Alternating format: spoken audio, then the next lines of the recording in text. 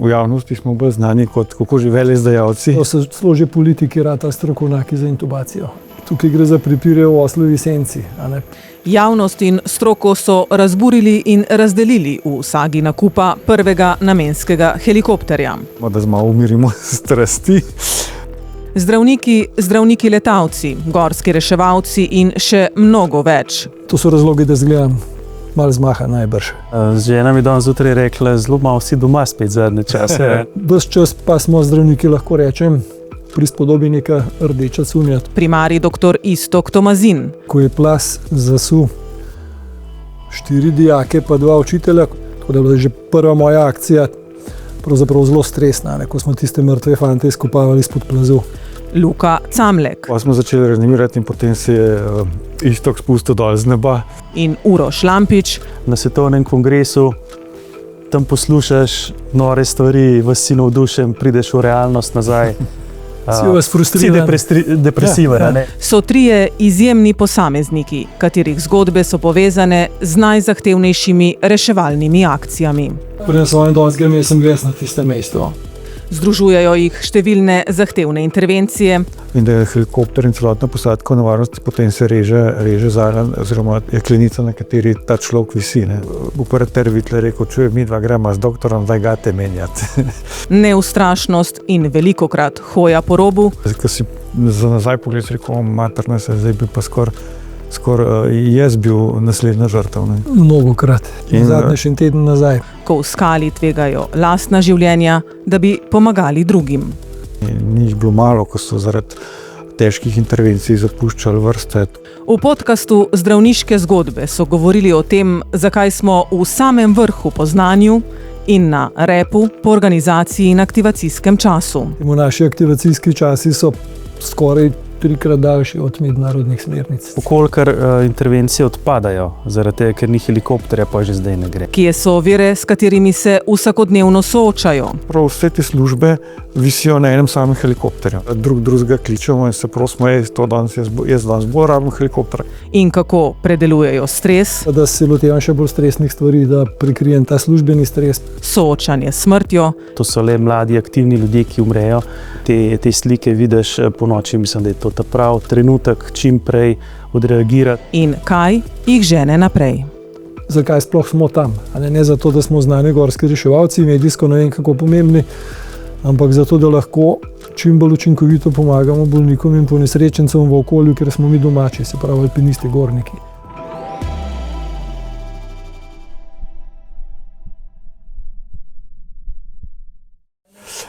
Iztok, Uroš, Žujo, spet smo se videli po dolgem času.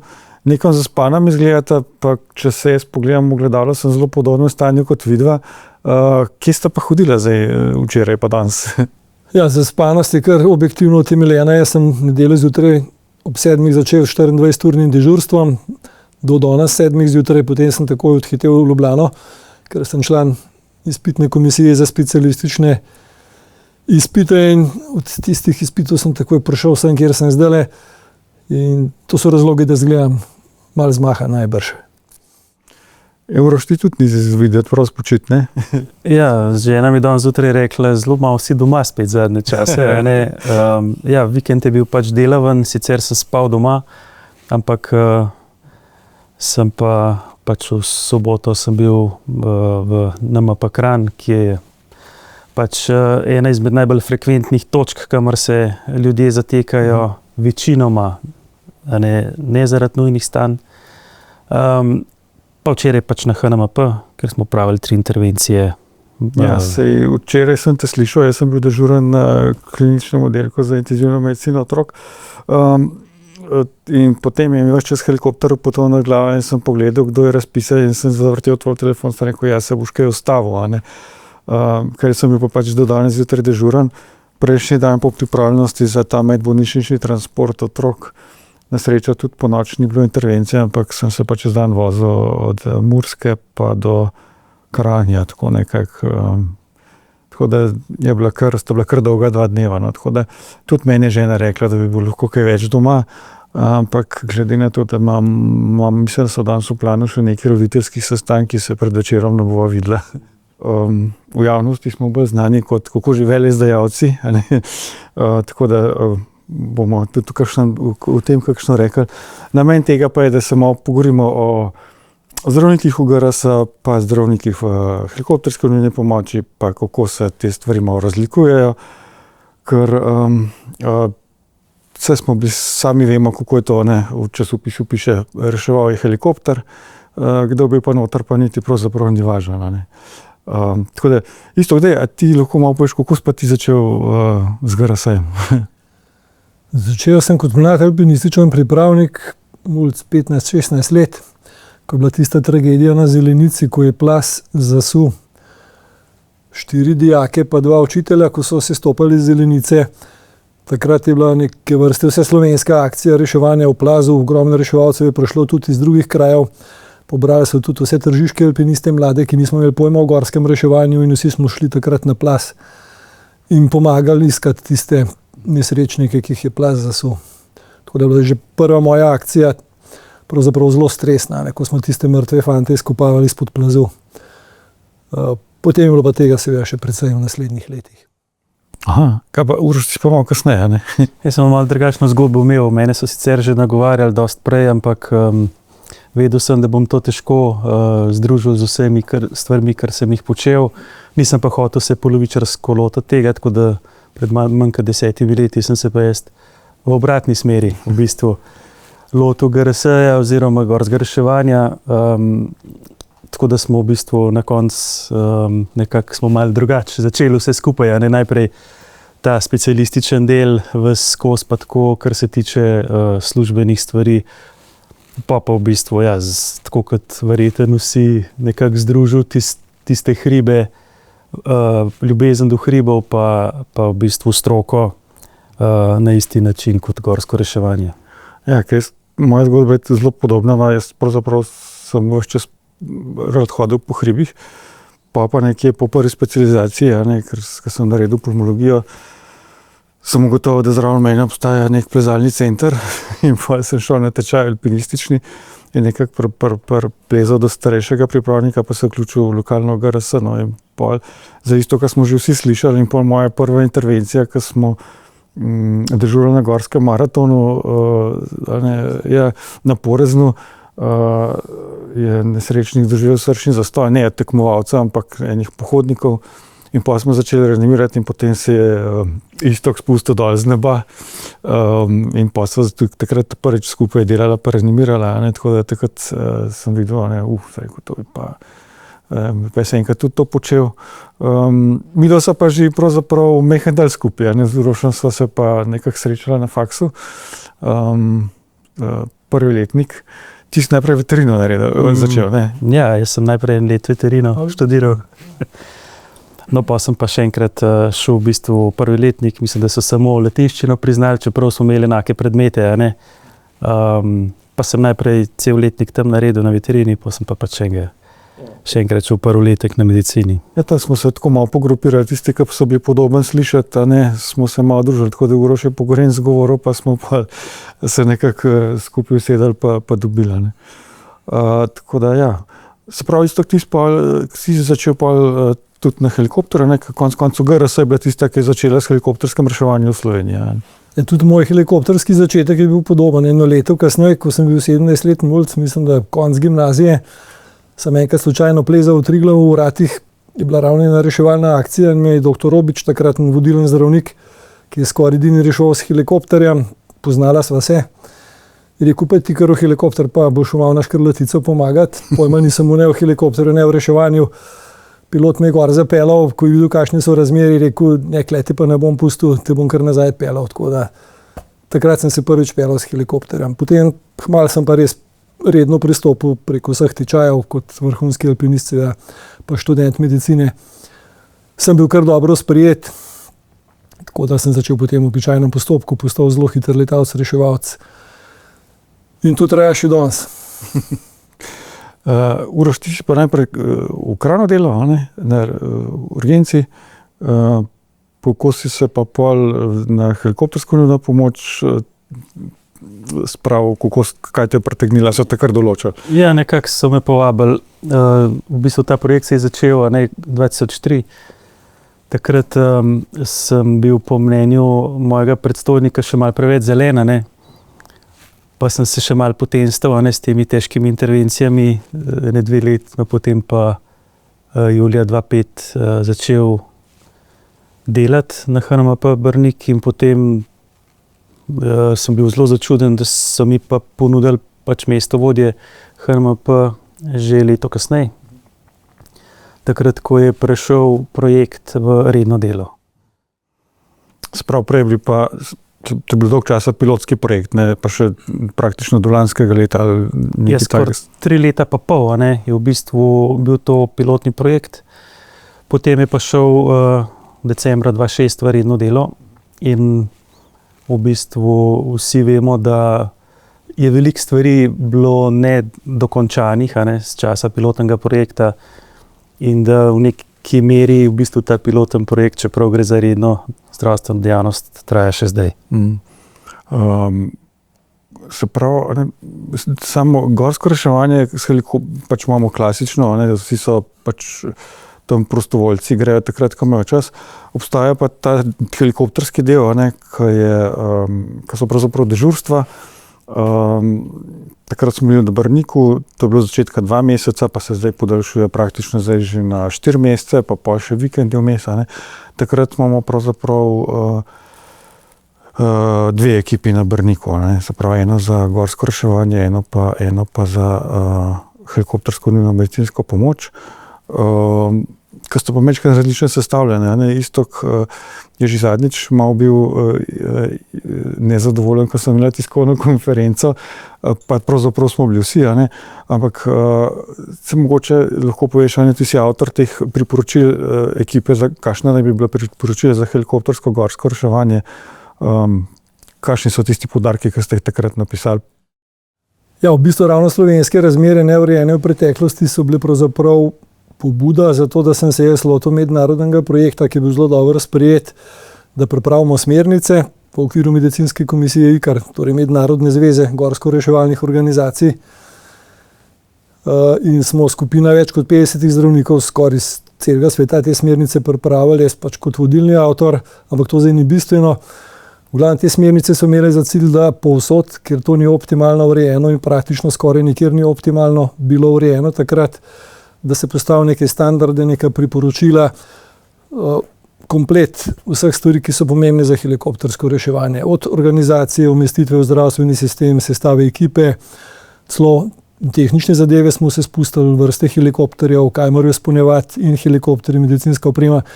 Skratka, ena kompleksna materija, ki določa oziroma priporoča, svetuje, ponekod tudi zahteva, kako mora biti organizirana in izpeljana dobra helikopterska nujna medicinska pomoč, predvsem v gorah in težko dostopnih krajih. In da je pa ironija še večja, marsikaj te smernice sedaj upoštevajo, tudi vodilne države, Združene države, razvite alpske države, Kovačeva kobila je pa še zmeraj precej bosa, Glede na to, da imamo vodilnega avtorja Slovenije, pa mislim, da v Sloveniji relativno smo kar precej daleč zadaj, kar se tiče izpolnjevanja teh smernic. Seveda pa vsi upamo na to, da se bo pa stvari še izboljšale, do določene mere so vse, ampak še vedno pa v marsičem teh smernic ne izpolnjujemo.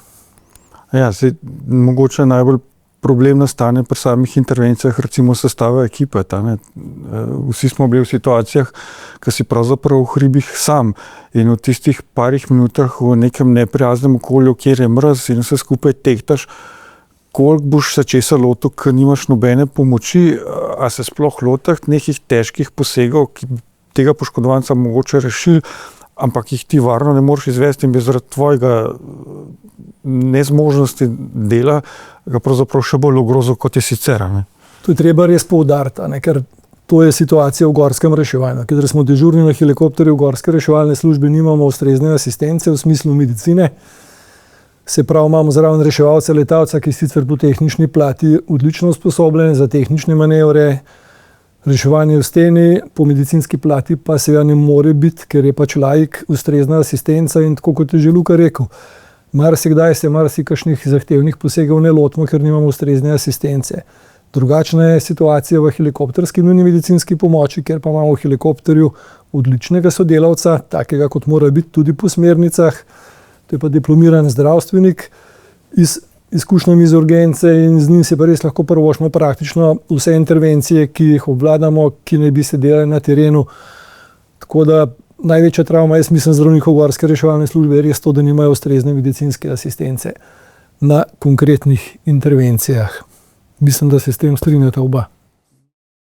To pomeni, da je v bistvu sestava združene ekipe HNMP GRZS še najbolj podobna ali pa optimalna. V bistvu optimalna, najbolj podobna tem smernicam, kjer je poleg zdravnika zraven še zdravstveni reševalci in pa reševalc letalca. To je sestava ekipe, ki jo lahko si samo želiš, in s tem lahko v bistvu res delamo praktično vse tiste manevre, ki jih pacient potrebuje. Optimalna sestava, pokritje vse v bistvu. Tehnično reševanje z reševalcem, letalcem, GRS-jevcem, medicinski del pa z obema profesionalcema, se pravi zdravnikom pa zdravstvenikom. Pa GRS-ju treba še to omeniti, to je sicer vroča tema, namesto tega tako želenega oziroma potrebnega medicinskega reševalca imamo v helikopterju policista, kar je z našega vidika nesmisel. Policist je tam zato, da opravlja policijske naloge, ampak policijske naloge niso naloge reševalnega helikopterja. Namesto njega si želimo in bi ga tudi morali imeti po vseh smernicah, strokovnih priporočilih, namesto policista zdravstvenega reševalca. Potem bi res imeli tako ekipo, kot je že Uroš omenil, ki jo imamo v združeni ekipi HNMP GRS, da res lahko pokriva vse segmente. Zato si prizadevamo in upamo, da bomo v tem enkrat tudi uslišani, seveda predvsem v dobro pacientov in njihove čim boljše oskrbe. Najbrž je to dolg tega, da je v začetku gorsko reševanje večinoma so izvajali policije s policijskimi helikopterji, ki so pač seveda upravljali gorsko reševanje. Potem, ko se je pa spostavila ta helikopterska nujna medicinska pomoč, potem se je pa izkazalo, da velikrat so insuficientni in se počasi, mislim, da opletla vojska. A bi pol še malo, mi so bile pač sicer vsak svoje strani upletene, sicer še kot član komisije za medicino GRS, ti pa kot vodja HNMP Brnik, kakšna je ta situacija z združeno ekipo? Lem pravzaprav sploh ni jasen, kaj je to helikopterska medicinska pomoč, kaj je to GRS reševanje. Mi vsebinsko pravzaprav mi vemo, da gre za nujno medicinsko pomoč v vseh primerih, gre pa pravzaprav za neke organizacijske pa neke razlike, ki so včasih ljudem neznane, pa malo čudne. Ja, skupaj že s prejšnjim vodstvom, pa še pred prejšnjim vodstvom GRZS smo nekako ugotovili, da so določeni deli leta zelo neugodni, če se komu kaj zgodi v gorah. To se pravi, do takrat so nekako zdravnika in pa gorskega reševalca letalca pobirali nekje ali iz službe, se je vključil v reševanje ali pa od doma in ta helikopter je kar en čas v bistvu nabiral ekipo in šele potem šel v reševalno akcijo, kar je včasih pomenilo tudi uro ali pa še več do v bistvu pa še kakšno oprema je manjkala. Pa oprema je manjkala, pa tako naprej. In potem je z obeh strani, z naše in z GRZS nekako prišla pobuda potem, da bi se lahko zaradi majhnimi organizacijskimi prijemi dal narediti tako imenovano združeno ekipo, kjer bi zdravniku HNMP in reševalcu HNMP dodali še reševalca letalca GRZS in na ta način bi dobili tak miks v bistvu, ki je tudi priporočen za reševanje v gorah, ki bi pa lahko takoj z Brnika štartal, iz baze štartal proti v bistvu goram. In zdaj nekako mi od 2017 tudi na ta način sodelujemo pri gorskem reševanju in nekje med 20 in 30% naših intervencij HNMP Brnik v bistvu zajamemo z reševanjem v gorah. Tudi potekala bo ena raziskava na temo v bistvu razlike v oskrbi pacientov, če gre za reševanje v bistvu, ko sodeluje združena ekipa ali pa v bistvu ta, če rečemo zdaj klasična helikopterska ekipa GRZS, kjer želimo pokazati, da je sestava ekipe pomembna za oskrbo pacienta. Nekako takrat se spomnim, sem se peljal iz službe domov, tam nekje v Bitnah sem dobil tvoj klic, ne, ker sem bil že zdravnik v helikopterskem reševanju GRZS, če sem pripravljen sodelovati v združeni ekipi, in nekje takrat se je začela moja pot v helikopterski nujni medicinski pomoči. In potem, ko sem leta 2020 zamenjal službo, kot intenzivist, sem začel delati na pediatrični kliniki in sem začel upravljati tudi medbolnišnične transporte otrok, se pravi inkubator in otrok do 14. leta. In pol kar naenkrat sem se znašel v 3 službah, ki vse upravljajo helikoptersko, vsi za svojo dostop do tam, kjer morajo priti, uporabljajo helikopter. Sama vsebina dela je pa vse, kar se tiče medbolnišničnega, čist drugačno kot recimo GRS pa HNMP, medtem ko so si pa GRS pa HNMP, kar se tiče zdravniškega dela, zelo podobna. Hkrati sem jo pa tudi edini, ki je poznal te zagate, da so pravzaprav vse te službe visijo na enem samem helikopterju. Ki niti ni namenski. Na enem samem helikopterju, ki je vojaški. Imamo mi helikopter nenamenski in potem prestavljamo stvari ven, noter, drugega kličemo in se prosimo, jaz danes bolj rabim helikopter, ga lahko vzamem. Skratka, ena grozljiv človek rekel kaos, ki ga nekako z improvizacijami pa med sebojnimi dogovorami mi nekako obvladujemo pa skušamo rešiti, ampak to na dolgi rok ne bo šlo. Kako pa ti vidiš, kam bi te stvari mogle zaplavati, kar se tiče teh različnih služb? Jaz mislim, da že zdaj ne gre. Yes. Okolikor intervencije odpadajo, zaradi tega, ker ni helikopterja, pa že zdaj ne gre. To v redu.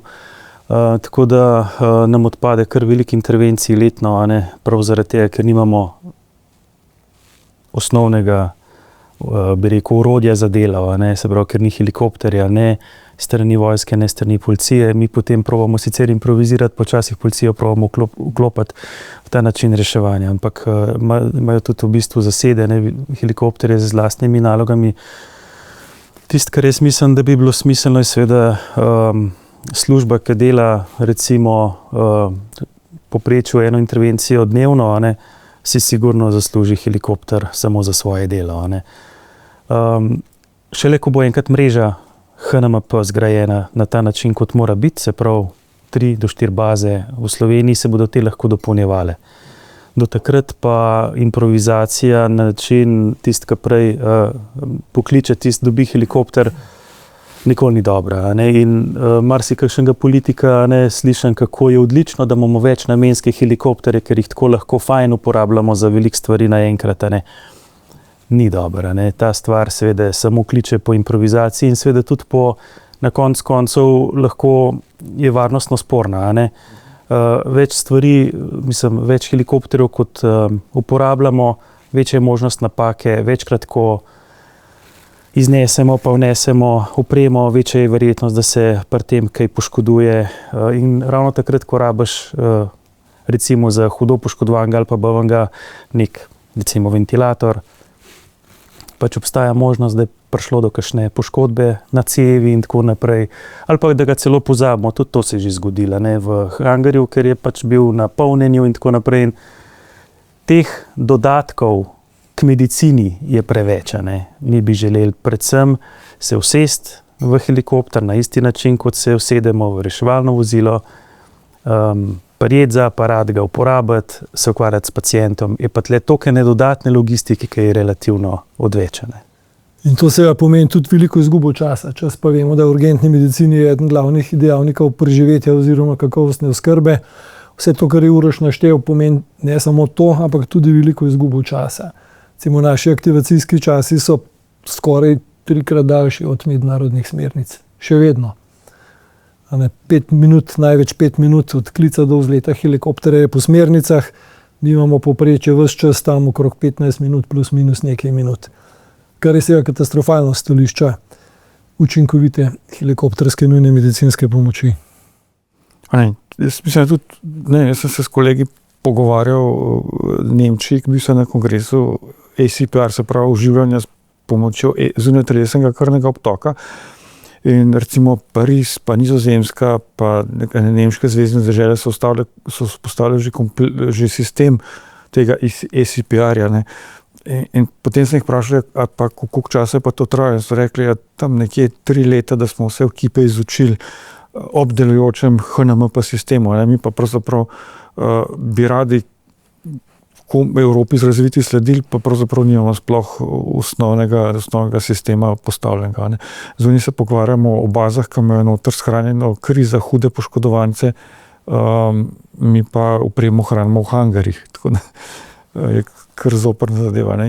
Podobna stvar vidim jaz tudi pri medbolničničnih transportih, kjer pravzaprav cel sistem inkubatorja tehta, zdaj ta starejši, ki ga imamo, tehta cirka 120 kg, in to ne bi pač zdravnik pa medicinska sestra, ki tehta rečemo 50 kg, sama dvigala v helikopter, ki ni temu namenjen. Tako da mi smo začeli zaradi tega in ne zaradi strokovnih razlogov omejevati transporte s helikopterjem, kar pomeni, da so dolge vožnje z rešilcem po slovenskih cestah, ki veste, kakšne so.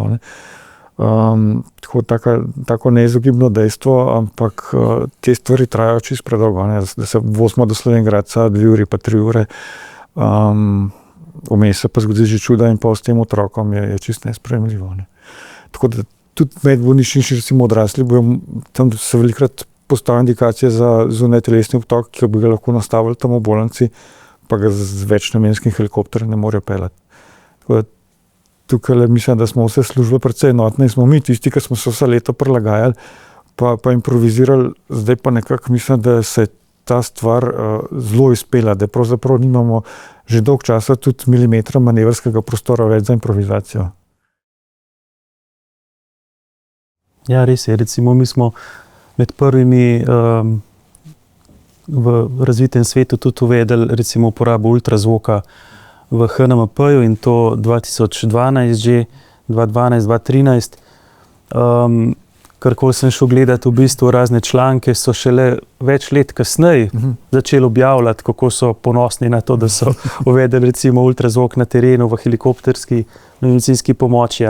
Do neke mere smo lahko uvajali določene novosti, ampak kar je pa tehnično bolj zahtevno, kot je recimo uporaba krvi, pa ki zahteva tudi kar nekaj logistike, tle pa v bistvu nimamo niti pravih osnov za to, da bi lahko napredovali. In kadarkoli mi da so bila v Pragi 2008 na svetovnem kongresu, tam poslušaš nore stvari, vas si navdušen, prideš v realnost nazaj.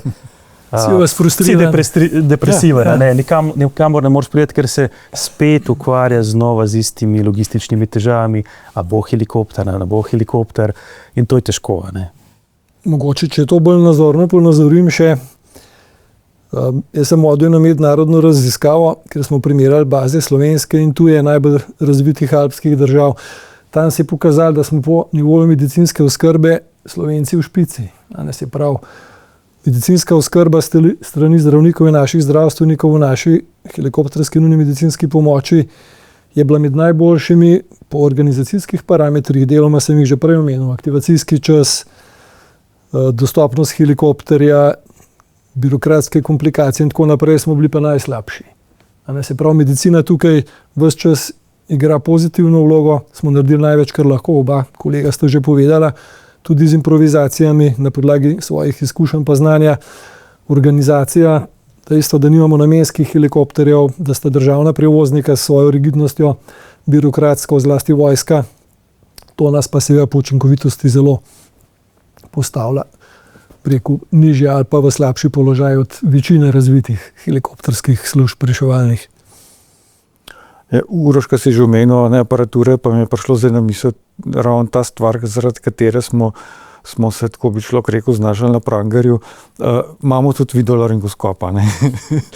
Tako da z videolaringoskopom, ko se ta proizvodna videolaringoskopa se je nekako med covidom pa pol covidu tako razmahala, da pravzaprav bi skoraj rekel, da ga ima že skoraj vsaka slovenska vas, ampak dobro, to ravno ne, ampak vedno bolj so pogosti tudi proizvajalci, vedno več in tudi na HNMP pa ga redno uporabljamo. Ga redno uporabljamo, in če nekako delujemo na ta način, da nadgrajujemo oskrbo ki je že začeta strani zemeljskih enot NMP na terenu, moramo stremeti k temu, da bomo lahko naredili nekaj več.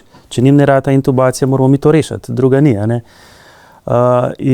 Oba vesta, kako so lahko zahtevne intubacije na terenu, ko nimaš kolega, da bo rešil situacijo, če sam ne moreš.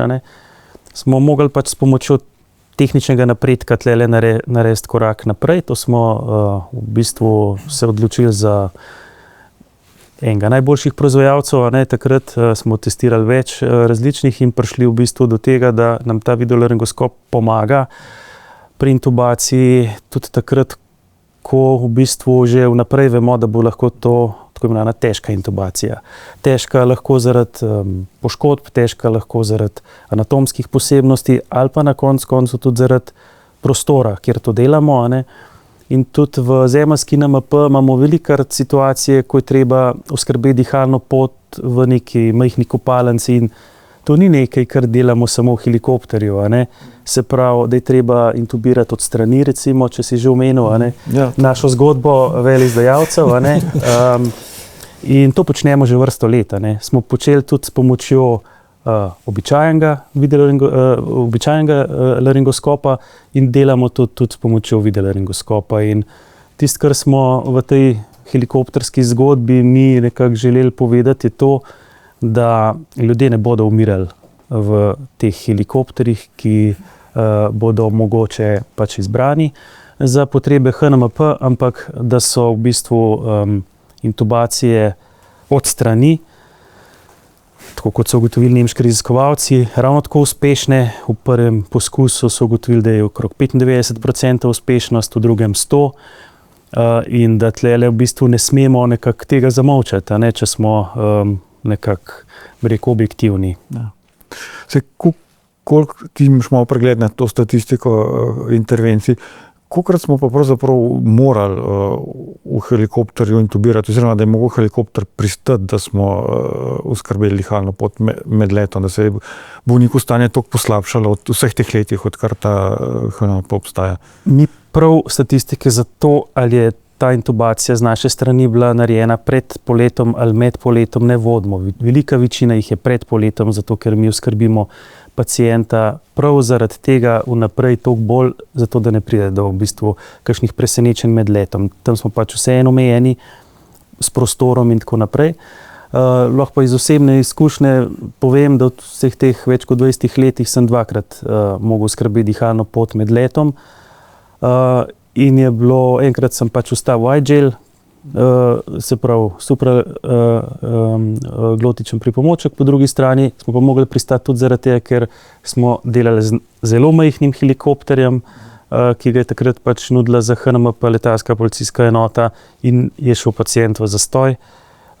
In smo mogli pristati za to, da smo sploh izvajali stise prsnega koša, ker je bilo nad pacientom, oba vesta, da je v tistem helikopterju so imeli toliko prostora in so v bistvu bili stisi neučinkoviti. Takrat še tudi nismo imeli naprave za mehansko stise prsnega koša in je bilo pač treba zaradi tega pristati. Hkrati smo med reanimacijo tudi oskrbeli dihalno pot. Z moje strani je bilo to dvakrat, pa kar velik delam. Ja. Na HNMP-ju isto, kako je bilo pri tebi. Enkrat, to se pravi, če zdaj damo to nekako na vago, ugotovimo, da je to izredno redek, bi rekel, dogodek. In če se že zgodi, tako kot smo mi tudi povedali, imamo pač možnosti, da tudi dihalno pot oskrbimo med letom. Tako nekako to ne bi smela oziroma ne bi bila ovira.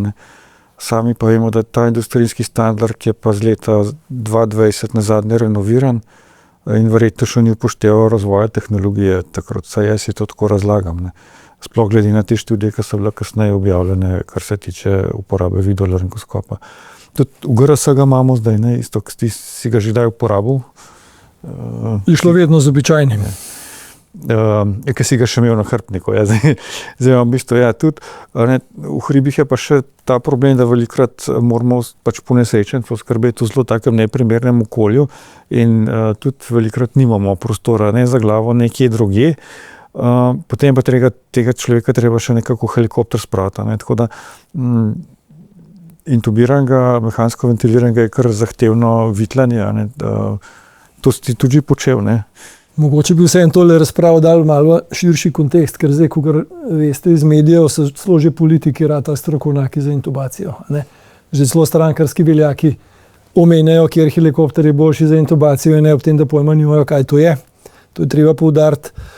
Dejstvo je, da je to poseg, če se vrnem zdaj na to sago v helikopterjih, ki je omogočen v obeh helikopterjih, to ni nobena bistvena razlika. To je prav, da tudi javnost ve, a ne samo pač različni pristopi so, kot sta že prej kolega omenila. Skratka, tukaj gre za prepire v oslovi senci. A ne? Pa če mogoče še korak naprej naredim pri tej debati, mi nujno rabimo dobre, nove namenske helikopterje, ne take več namenske zastarele, kot jih imamo sedaj. In oba, ki sta zdaj v javnosti, oba, ki se pojavljata kot možna, sta vrhunska, oba sta zelo primerna, tako da stališča stroke, to se upam trditi, tistih, ki največ rešujemo s helikopterjem, ki najdalj časa delamo, sta oba sprejemljiva, oba odlična, tako da je nam pravzaprav popolnoma vseeno, kakšen helikopter bo, samo da bo izpolnjeval te kriterije, ki smo jih že večkrat omenili, in dejstvo je, da sta oba te dva tipa, ki sta aktualno uporabljena v vodilnih reševalnih helikopterskih službah, marsikje po svetu, toliko na robu te uroče debate, tudi da bo mečkam bolj jasno, o čem se zgovarjamo. To, kar smo prvi se pogovarjali, to so pač bolj detajli za strokovnjake. V obeh helikopterjih se da početi vse, kar mora zdravnik in njegova ekipa po medicinski plati početi. Nobene bistvene razlike ni, samo različni pristopi so. To je meni zanimivo, recimo, kar ravno Rega, ne, švicarska reševalna služba, je dolga leta uporabljala za HNMP intervencije v dolini Airbus 145, medtem ko za hribe so me pa točno Leonardo 169 in šele zdaj, ko je Airbus nekako posodobil ta model tehnično, zdaj, ko točno jaz ne vem, ker pač jaz ukvarjam s tistim, ki je zadej, so se oni odločili poenotiti floto. Najbrž domnevam, da zaradi tega, ker je model zdaj boljši in zaradi tega, da imam nižje stroške servisa ali kolikor. Tako da govoriti, da je en za naš drug ni dober. Mi lahko delamo vseh, sam za Boga naj nam zdaj ne dobimo. Ne? Pri nas zelo hitro vsi strokovnjaki za vse, a ne? Ampak helikopterji so zelo specifična zadeva. Tako po tehnični kot po medicinski plati. Zdaj, kar se tiče pa samega gorskega reševanja, zdaj se malo vrnemo še na drugo temo, da malo umirimo strasti. Praktično zdaj s helikopterjem nekako podelamo 40% vseh intervencij. 60% gorskih reševanj pa še vedno poteka na tako imenovan klasičen način, ko gre reševalci praktično od nedeljskega kosila ali pa od predvidenega počitka reševati. Tako da teh intervencij še vedno ogromno, zdravnika pa ni vedno zraven. Tako da, a vidite mogoče, kako bi se dali te stvari kaj izboljšati? Na mnogo načinov. Eden od načinov je prijaznejše okolje, saj v nekaterih krajih za zdravnike, da pridejo zraven. Drugo je seveda več promocije, tretje je boljša organizacija dela. Ampak mislim, da se je marsikaj ta situacija že bistveno izboljšala. V kar nekaj gorsko-reševalnih postajah oziroma krajih imajo zdaj celo več zdravnikov, ponekod celo že, ne bom rekel preveč, ampak na večini akcij se že pojavljajo zdravniki v nekaterih okoljih, pa pač zaradi raznih razlogov temu še vedno ni tako. Recimo v Tržiču sem bil dolga leta edini, zdaj smo kar trije, vsi z dobrimi izkušnjami urgenci, Radovljica jih ima že skoraj za pol bolnišnice, tako da situacija tukaj se spreminja, tudi vedno večje zanimanje je med zdravniki, zlasti med mladimi za gorništvo, tudi za alpinizem, ker šibka točka medicine v GRS je vedno bila, pa ne samo v Sloveniji, ampak tudi drugje po svetu, da v povprečju je premalo zdravnikov, ki so dobri alpinisti oziroma dobri gorniki. Tudi Švicari, tudi najbolj razvite reševalne službe imajo s tem problema. Nimajo dovolj teh zdravnikov, ki so res usposobljeni tudi za zahtevne gorniške aktivnosti, ker to mislim, da je jasno. Če hočeš biti zdravnik gorske reševalne službe, potem moraš biti ne samo dober urgentni zdravnik, ampak tudi dober gornik. Ne ravno vrhunski alpinist, to ni nujno, ampak dober gornik, ki se suvereno počuti, ki zna funkcionirati tudi v zahtevnem terenu, ki se ne boji izpostavljenosti, ki ima kondicijo, ki je mentalno pripravljen in praktično skoraj vse reševalne službe po svetu nimajo dovolj takega profila, takih zdravnikov.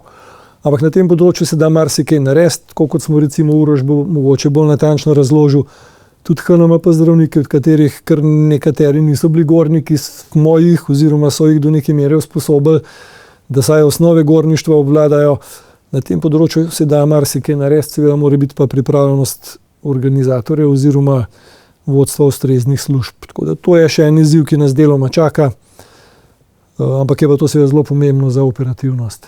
Da je zdravnik, tudi to v smernicah piše, da mora biti suveren v zahtevnem terenu.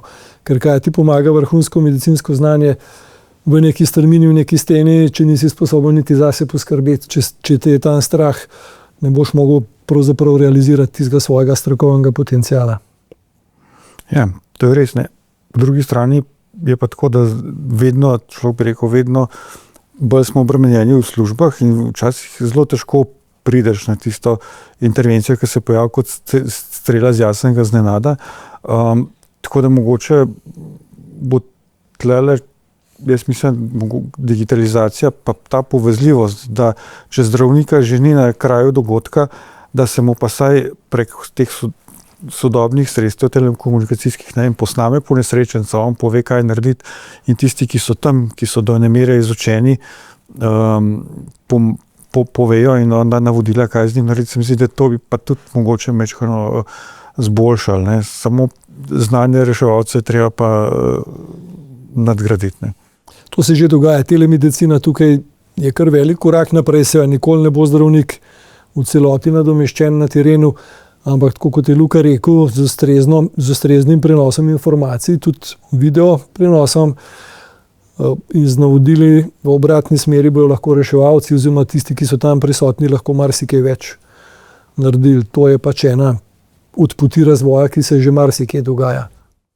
Nekaj pa tudi prenos kompetenc na način, če zdaj omenimo Pentrox, pač inhalacijski analgetik, ki ga recimo Avstralija že 50 let skoraj uporablja, posebej na rugby tekmah, kjer ga da v bistvu laik poškodovancu.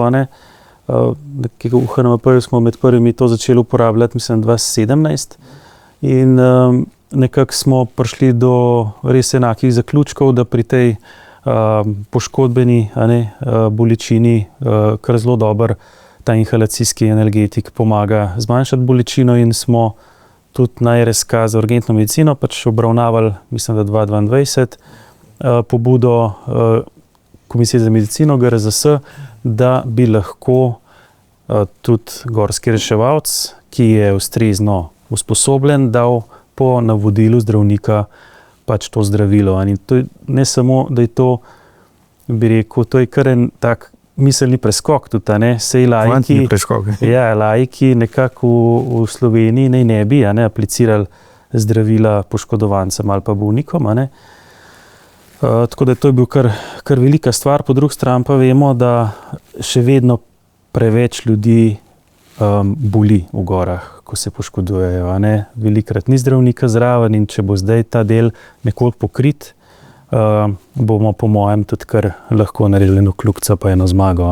Vse to smo kar uspešno rešili, je bilo pa to cel kup nekih birokratskih in čudnih ovir, tako da smo to seveda rešili, predvsem dobavo zdravila, ker pač gorska reševalna služba ni zdravstvena ustanova in tukaj moramo res pohvaliti vojaško lekarno in njeno vodjo, ki se je zelo angažirala pri teh stvarih, da smo zagotovili zdravila za celotno GRS.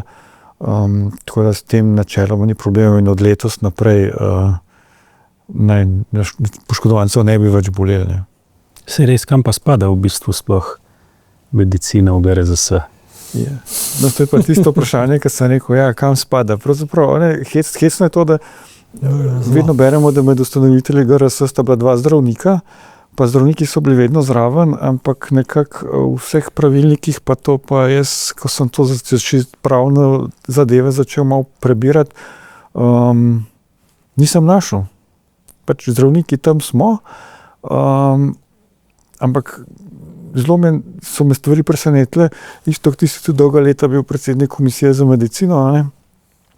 Da so recimo, glede na to organizacijo, ki imamo, na koncu odloča upravni odbor, ki je sestavljen iz laikov, a ne? In so to ljudje, ki o tem ne vejo nič, odločajo recimo tako strokovnih zadevah kot, ne vem, kakšno vrsto supraglotičnih pripomočkov bomo pa kupili za uporabo na terenu. Ja, temu jaz pravim folklora takih humanitarnih organizacij, ki so pretežno laično postavljene, ampak tukaj smo zdravniki imeli ves čas zelo pomembno vlogo, predvsem zato, ker smo si jo izborili z ustrezno angažiranostjo, bojevitostjo, če je bilo treba včasih tudi konfrontacijo, recimo tista znana dežurstva na Brniku, zato se je bilo treba nekaj let boriti s celotnim vodstvom gorske reševalne službe, da smo jih vzpostavili, ker so bili proti. Nekateri zdravniki so nas celo hoteli iz gorske reševalne ven vršiti zaradi tega, ker smo rušili amaterske temelje. Danes vsi brez izjeme priznajo, da so ta dežurstva pomenila enega največjih korakov naprej v učinkovitosti gorske reševalne službe. Podobno je bilo s helikopterskim reševanjem. Skratka, medicina se mora tako kot tudi na drugih področjih v naši družbi marsikaj, mislim, da tudi predstavniki zdravniške zbornice vejo, o čem govorim, se mora medicina oziroma zdravništvo z strokovnostjo, odločnostjo, brezkompromisnostjo, z visokimi etičnimi standardi vedno znova izboriti ustrezno mesto, seveda primarno v interesu ljudi, ki rabijo našo pomoč. Popolnoma iste stvari so se dogajale v gorski reševalni službi in se do neke mere še dogajajo. Treba je pač stati za svojimi etičnimi načeli, imeti zelo jasno vizijo, zakaj sploh smo tam. Ne zato, da smo znani gorski reševalci, medijsko ne vem kako pomembni, ampak zato, da lahko čim bolj učinkovito pomagamo bolnikom in ponesrečencem v okolju, ker smo mi domači, se pravi alpinisti, gorniki in hkrati zdravniki oziroma medicinci. To je tako temeljno sporočilo. Ves čas pa smo zdravniki, lahko rečem, prispodobi neka rdeča cunja tudi v gorski reševalni službi. Ker ves čas težimo za neke stvari, kaj je treba izboljšati, kaj še hočemo, kaj moramo popraviti, urediti, da bomo bolj učinkoviti. Seveda, nekatere organizacije s tako tradicijo, gorska reševalna je od leta 1912, so seveda do neke mere tudi konzervativne, kar je z določenih stališč tudi pravilno, ampak seveda, če pa hočeš vzpostaviti napredek, konstanten, je pa včasih treba se, tako kot sem rekel, konfrontirati tudi s preveč konzervativnimi silami v teh organizacijah. In tukaj smo zdravniki zelo aktivni, pa zelo uspešni bili in smo še vedno. No, sej, to je res, ne, in tudi mislim, da bomo še naprej. Prej si omenil, da te je bilo strah, pa intervencije so včasih naporne. Zdaj, kako pa nekako vidva to skompenzirati, ne moraš, kako pa imaš te težke intervencije, kje imaš ti kakšen ventil, da to spraviš ven iz sebe? Večinoma mi uspe, to dati sebe s pomočjo športa največ. Včasih si pa tudi toliko utrujen, da ne moreš iti na kolo, ne moreš turno smučati, ampak je zadost samo, da si doma, da nekako ali pa nekaj brklaš, ker tudi zato, da nekam greš, sploh če greš recimo po zimu gore, ki zahteva to kar nekaj priprave, dobrih odločitev in tako naprej, in če si preveč utrujen ali pa preveč zasičen, včasih niti ne moreš v bistvu tega koraka narediti. Moram pa povedati, da sem tudi jaz v bistvu bil že v situaciji, ko pa sem mogel uporabiti zaupnika, to se pravi, da je bilo treba malo ta napor, miselni, psihični, zaradi težkih intervencij mogoče predebatirati, s temi zaupniki, ki so neka predstopna ali pa prva pomoč v primeru psihične obremenitve, posebej v gorah, takrat, ko imamo pač tragične primere, takrat, ko se mogoče celo nabereta dva v enem dnevu, to so le mladi, aktivni ljudje, ki umrejo, takrat je v bistvu ni mesta za neko herojstvo, pa da bi lahko razmišljal, to se pa meni ne more zgoditi, če se ti sanja z dneva v dan. V bistvu te slike vidiš po noči, mislim, da je to ta prav trenutek, čim prej odreagirati, ni nobeno herojstvo, to zamolčati, bolj je pomembno, da to pač skomuniciraš z nekom, ki ki zna ta pogovor voditi in ki zna v bistvu te razbremeniti teh stvari. Isto ti tudi, ne, ti si ogromen. Jaz imam dva prijatelj. načina, če tako zelo poenostavim. En je seveda joga, ampak ne ta zahodnjaška joga stilovadbo, ampak pač tista izvorna joga. Drug, na pol za šalo, na pol za res je pa, da se lotevam še bolj stresnih stvari, da prikrijem ta službeni stres, predvsem bi omenil base jumping, seveda, ki je ekstremno nevaren, pa solo plezanje, ker ne smeš najmanjše napake narediti, tako da tudi to mi včasih pomaga, da se spravim v še hujši stres. Še malo za šalo, bolj pa za res, imam pa tudi srečo, da je moja žena psihoterapeutka, ki vlada tudi te nekatere od najučinkovitejših metod proti stresu, ki obstajajo, tudi znanstveno podprte, recimo EMDR, ki so ga Američani izumili za vietnamske veterane, za njihovo soočanje s stresi. Tako da imam kar cel nabor, zaradi tega pa mislim, da sem še kolikor tok presep, pa zdrav drugače bi mi vsi stresi službeni, alpinistični in gorsko reševalni že zdavnaj pobrali. No, jaz sem tudi kar podoben obema, s športom se ukvarjam, pa tako kot ti isto probam z jogo stvari malo rešiti, oziroma mi pomaga, da se s tem stresom ukvarjati. Za razliko od tebe pa ne skačem, se držim zemlje, tako da divjam s kolesom po hribih dol, ampak tako da če še že kam zaletim, ostanem na tleh, no, se ti tudi sam pač mehen višji. A se je komu že kdaj zgodil med intervencijo, da je pa kdo sam ogrožen, ne? Da si za nazaj pogled rekel, materna se, zdaj bi pa skoraj jaz bil naslednja žrtev. Mnogokrat. Zadnji še en teden nazaj, med Vitlane, ko se je drevo podaril, ko me je z helikopterja spuščal in je zraven mene na tla preletel. Ampak dobro, takih dogodkov je ogromno. Ne? Ja, in potem se mislim, da tudi imam občutek, da je tudi cela ekipa takrat v helikopteru nekako deliti stres. In pol se spomnim, meni se tudi enkrat to zgodilo, skoraj je bila situacija taka, da so rezali zajlo, se pravi, ne vem, če ostali verjetno tega ne, ampak protokol za kadar pride do kritične situacije, ko ostane reševalec vpet nekje v steno, ta protokol se je po tisti tragediji v Turski gori nekako uveljavil, da če reševalec ostane vpet v steni in če ga ne more se rešiti, in da je helikopter in celotna posadka v nevarnosti, potem se reže zajlen, oziroma jeklenica, na kateri ta človek visi, ne, ta reševalec, in da pač rešijo ekipo, žrtvujejo pa tistega na jeklenici. Mislim, meni je bilo to meni se je to sicer zgodilo in pol moram reči, da je bilo blazno razbremenitev, ko smo pristali na Brniku, pa je rekel operater Vitler, rekel, čuj, mi dva gremo z doktorom, zdaj gate menjati. Tako da smo se vsi smejali, pa tista napetost popustila, ampak doma sem pa čez kakšno leto povedal. No. Je pa malo problema, ne, ker bivamo v različnih prostorih, dežuramo v različnih prostorih, tako na Brniku kot tudi v Mariboru, ne. Tam je še celo ta absurd, da se na intervencije, helikopterske intervencije vozijo z avtoma, ne, ker so tako daleč stran od pač helikopterja, tlele pa v bistvu smo več 100 metrov stran eden od drugega in gre vsak po svoje. Ne. Takrat, ko je zaključek intervencije in niti ni priložnosti stvari predelati, in kar je pa v bistvu prva stvar razbremenitve, ne, z ekipo se pogovoriti v bistvu o teh stvarih. Ja, to manjka in tega pač ljudje, ki tega ne počnejo, zelo težko razumejo, zakaj ta vidik skupnih prostorov, organizacije toliko pomemben, ker konec koncev ta stres se pol kopiči, pa ljudje zaradi tega odhajajo. Ni jih bilo malo, ko so zaradi težkih intervencij zapuščali vrste, tako GRS-ja, pa tudi najbrž HNMP. Tako da to je res nekako škoda, da tega ne uspemo dopovedati. Zdaj pa mislim, da nas bo tale ura že malo preganjala. Ima kdo kakšno zaključno misel še zapovedati?